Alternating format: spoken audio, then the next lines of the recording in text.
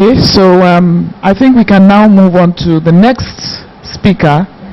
I would like to introduce Mrs. Jean Chiazor Anishere, Principal Partner of Jean Chiazor & Co., Past President, Immediate Past President, Women's International Shipping and Trading Association, Western Nigeria, and current President, Women in Maritime Association, Nigeria, and current International Vice President of Women in Maritime.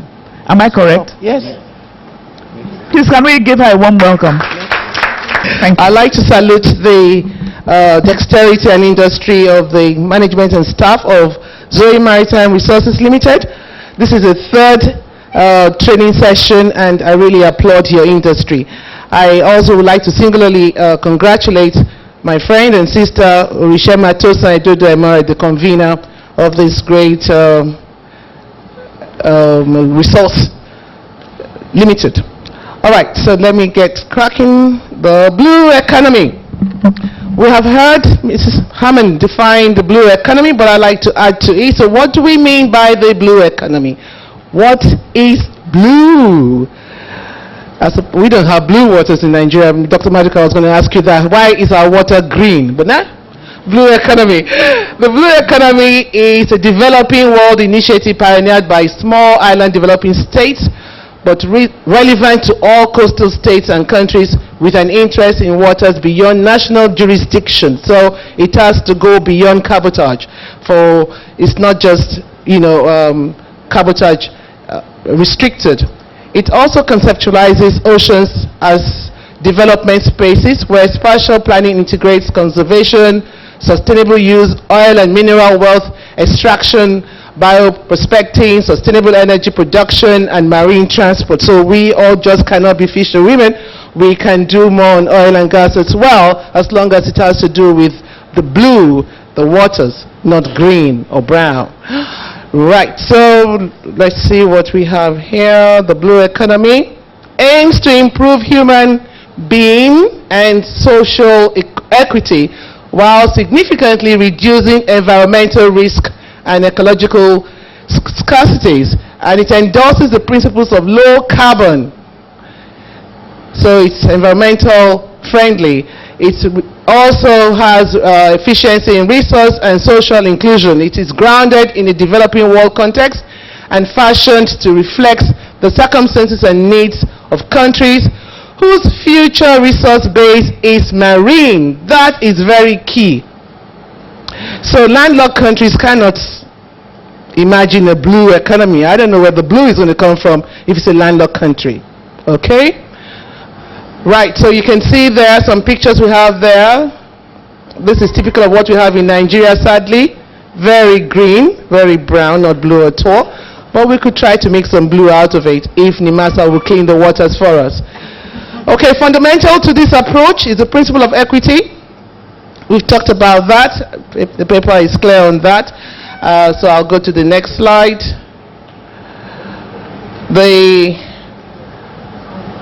benefits of the blue economy. I'd like to talk about the benefits of the blue economy. Okay. Right. The blue economy approach is founded upon the assessment and incorporation of the real value of the natural blue capital into all aspects of economic activity. It also looks into the efficiency and optimization of resource use, and this includes where sustainable the resourcing and usage of local raw materials are feasible.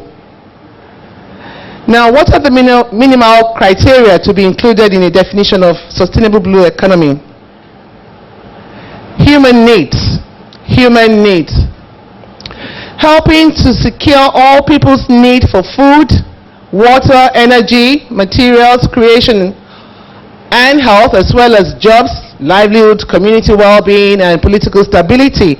This is one of the benefits of the blue economy. The ecosystem sustainability. This is also very key to ensure that the ecosystem is good and services are harvested, and to reduce biodiversity and increase productivity. Well, of course, we have issues, and the blue economy also has its own issue. The natural world made up of the physical environment, its mineral components, and biodiversity at all three levels. The interconnectivity of the system, but then the identification of particular issues inherently and anthropogenic constructs, and depending on one's perspective may appear arbitral. Now I'm going to explain that. The blue economy also envisages that the government needs to have a good policy put in place. I mean, for the blue economy to be effective, the government should have a policy that captures the international cooperation of the blue economy in all aspects. So the policy in every government is also very key. If there's no policy to that effect, then it makes a zero issue of the blue economy. I won't talk about the EEZ that has been captured by Mary Hammond. Yes, pollution and marine debris. This is one of the big issues that we have with when it comes to relation to the Nigerian waters, Nigerian blue economy, like I call it. If you look around, even if you step out maybe at lunch break, you will see that our waters are polluted with plastics. This is horrible. Apart from plastics, we have some rust buckets in our waters. When you go for your excursion tomorrow to Lador, have a look, you'll see that you have a lot of rust buckets and debris in our waters. These are issues that we need to look into, we need to get rid of for us to appreciate the values and the benefits of the blue economy. And now have a look at this debris. This is really horrible. You find more of this out there in our waters. It's so dirty that we don't even have a seagull to eat it in Nigerian waters. These are terrible, and these affect the fisheries, and these affect the sustainability of the fisheries. And of course, aquaculture comes to play. Aquaculture is the fastest growing food sector, now providing 47% of the fish for human consumption globally. If it's not managed properly, there will be an impact on biodiversity and ecosystem. There we go.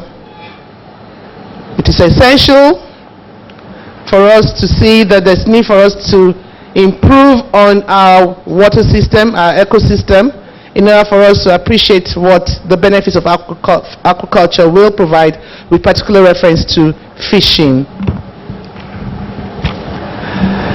Of course, marine and coastal tourism. We can't speak more about coastal tourism in Nigeria unless you want to see how the plastics and how green and brown the waters are. 3 minutes. Okay, so I will not overflog the issues of the blue economy, but let's talk about the benefits. Shipping and port facilities. This is very important. I would actually like to say here that the terminal operators are doing a great job in bringing to bear our ports to international standard. Energy. The gentleman on the insurance company talked about the crude oil. This is good. Wind energy is very important. We need to actually begin to see that we need to capitalize on wind energy. We have a lot of issues with power, and that affects trade. So the oceans bring about the wind energy. The blue economy will also help us to have regular and constant power. All right, so I don't have much time. I just show you pictures. Trade facilitation, it's part of the benefits of the blue economy.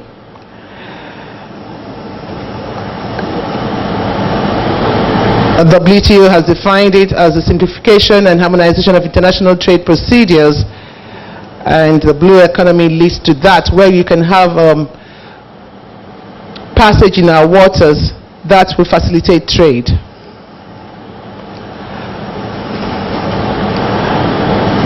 And that also dovetails into the global alliance of the trade. Now, the other very important aspect of my presentation is WIM Africa. What do we mean by WIM Africa? WIM Africa is an acronym for African Women in Maritime. We've heard from the Women in Shipping and Trade Association, which is an international aspect.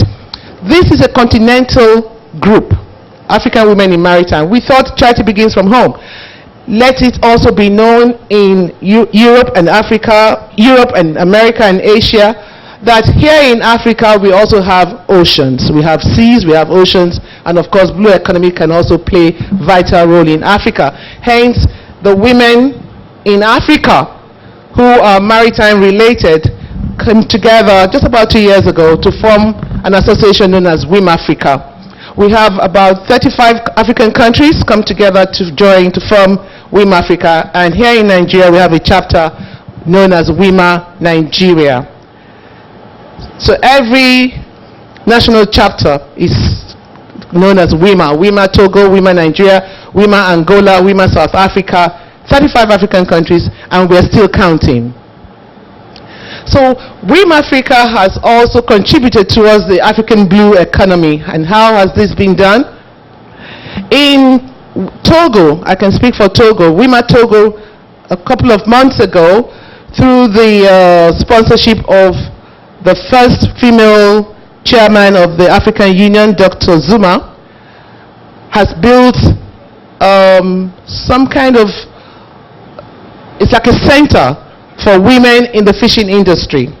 What happened was that there was a seminar in Togo, and Dr. Zuma was there and found out that the women in the fishing industry in Togo didn't have good facilities, and she thought that she could do that for WIMA, and that WIMA Togo took it upon themselves to build that center for women in the fishing industry in Togo.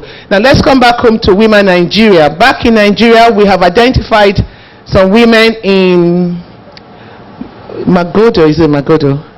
Some women in Magodo who are into smoking fish. Alright, so well, they don't have the oven to keep this fish. Many of us enjoy smoked fish, but they don't have the oven, they do it locally. So we are being able to get support from Nigerian Ports Authority, and we're going to get them ovens to keep this fish and probably be able to export them subsequently on larger scale. And to fulfill the mission of WIMA Africa, we've adopted what we know as thinking globally and acting locally.